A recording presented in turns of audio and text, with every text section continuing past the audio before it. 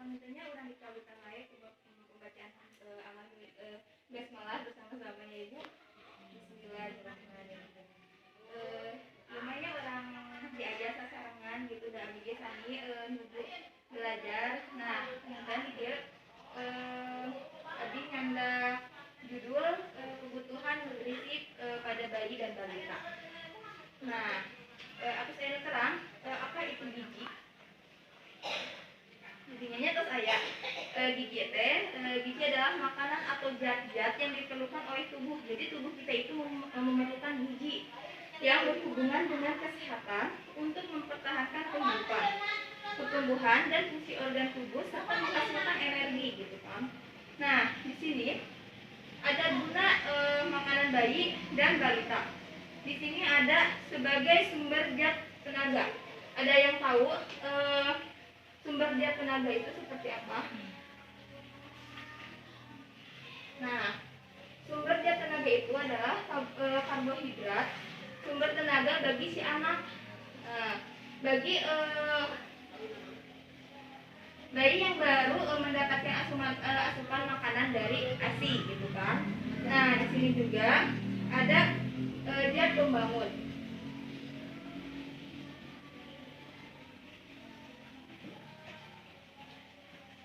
Nah, zat pembangun itu seperti zat pembangun itu adalah seperti karbohidrat, lemak merupakan senyawa karbon dan oksigen, tetapi promosi oksigen lebih rendah.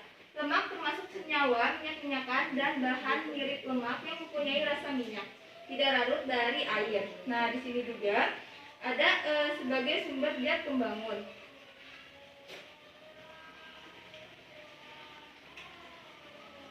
Nah, zat pembangun adalah di mana ada dua jenis protein seperti hewani dan protein nabati. Nah, seperti apa sih protein hewani itu? Nah, protein hewani kita bisa didapati dari daging, telur, susu dan lain-lain. Sedangkan protein nabati kita bisa didapati dari tempe serta tahu. Ya. Nah, di sini juga ada makanan bayi dari usia 0 sampai 5 bulan. Nah, jantan ibu-ibunya si ade sebelum usia genap 6 bulan tekengin waka dipasihan makanan lain. Dulu mah benernya aku yos beda dipasihan cawu oge misalnya tekuna naonnya tena naon teh di luar, tapi kan keterangnya kumaha penerimaan lambung si bayi kita itu gimana di dalamnya gitu kan. Usahakan dari usia 0 sampai 5 bulan mah cukup ASI kita karena itu kebutuhan pokok si bayi gitu kan. Nah, dari usia 6 sampai 12 bulan, nah di sini boleh dikasih pendamping ASI. Seperti apa sih pendamping ASI itu? Seperti nasi, bubur nasi ditambah telur, ayam dijadiin tim ya Bu. Nah, boleh ditambah juga ikan, tempe, tahu seperti daging sapi, wortel, bayam, kacang hijau, santan misalnya santannya tapi diatur gitu kan, minyak dan lain-lain ya. Nah, di sini juga ada pola pemberian makanan pada bayi usia dari 0 sampai 10 bulan. Nah, di sini kan udah diterangkan ya, dari 0 sampai 6 bulan cukup ASI aja, nggak usah dikasih makanan pendamping. Nah, dari 6 sampai 8 bulan si ade boleh dikasih pendamping ASI nih, seperti buah, bubur dan susu ya, bubur susu. Nah, dari 8 sampai 10 bulan sama ya seperti yang tadi, boleh dikasih makanan tambahan juga. Cuman si ade bisa ditambah dengan bubur tim saring gitu kan. Nah, dari usia 10 sampai 12 bulan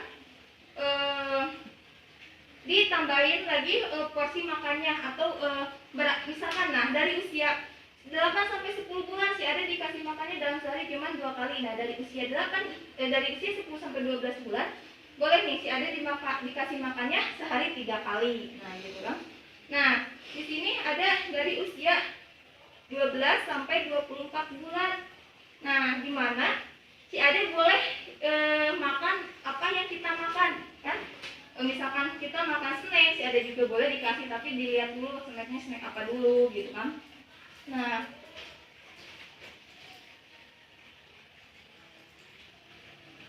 dari usia 1-5 bulan juga bahan makanan sumber kalori harus dipenuhi baik berasal dari makanan yang pokok, nasi misalkan gitu kan, minyak dan zat lemak serta gula. Terus ada berikan sumber protein nabati dan hewani seperti tadi yang sudah saya jelaskan ya. Nabati dan hewani seperti apa aja gitu kan. Jangan memaksakan anak makan makanan yang tidak dia sukai, misalkan ini dia harus makan ini nih gitu kan. Jadi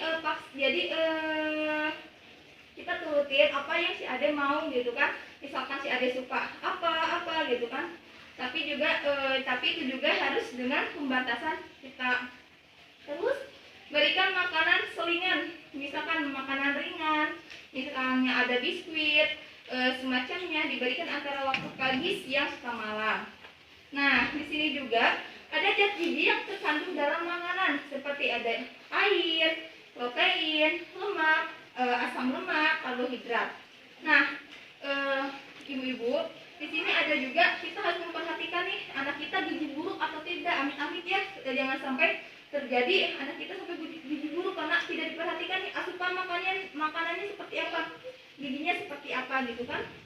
Nah, gimana sih ciri-ciri anak kita gizi buruk misalkan gitu kan. Nah, di sini ada ciri-cirinya anak kita gizi buruk atau kurang gizi. Misalnya badannya kurus kering, kulitnya kering atau kusam, lemas serta pucat, matanya bengkak, terus kaki dan tangan bengkak juga gitu kan. Nah, apa sih penyebabnya dari kurang gizi ini? Nah, penyebabnya itu ada kurang makan tadi, kurang asupannya, kurang gizinya tidak diperhatikan. Terus makanan yang tidak seimbang juga. Terus makanan yang tidak teratur gitu kan. Salah dalam mengolah makanan, makanya dalam memilih makanan itu harus benar-benar gitu kan, harus dipantau gimana gitu kan. Apa aja sih akibat dari gizi buruk itu gitu kan? Ada gangguan pertumbuhan, kenapa sih anak kita itu tidak tumbuh-tumbuh misalkan gitu kan? Kenapa sih anak kita tetap pendek? Atau kenapa sih anak kita tetap kurus gitu kan? Karena apa? Karena gizinya tidak diperhatikan. Terus si anak kitanya mudah sakit gitu kan. Dikit-dikit si adanya sakit, dikit-dikit si adanya demam, pilek dan lain-lain misalnya gitu. Si adanya misalkan kurang cerdas karena kurangnya asupan gizi gitu kan. Nah, di sini juga gimana sih cara masak yang benar? Nah, dalam mengolah makanan harus diperhatikan jenis bahan makanan yang ada. Misalnya, sayuran sebelum dipotong harus dicuci dahulu. Terus, dalam merebus atau mengukus tidak boleh lebih dari 20 menit. Biasanya teteh-teteh kalau merebus suka berapa menit nih? Selaminya dugikan Kak. Hipu pisang gitu kan. Terus sedangkan dalam menggoreng atau menggoreng ikan tidak boleh sampai kering agar gizi yang terkandung dalam makanan tidak hilang gitu kan. Nah,